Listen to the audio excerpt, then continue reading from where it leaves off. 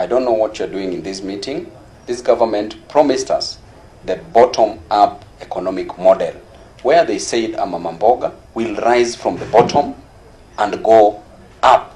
A mama mboga would graduate from selling mboga in a kiosk to opening a supermarket. A boda boda rider would graduate from riding a boda boda to buying a matatu.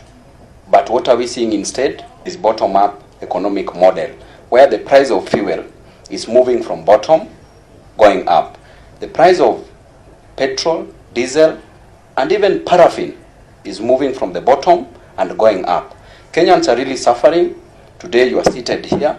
There is no solution you are offering, and yet you know very well that these Kenyans can't manage with the current crisis.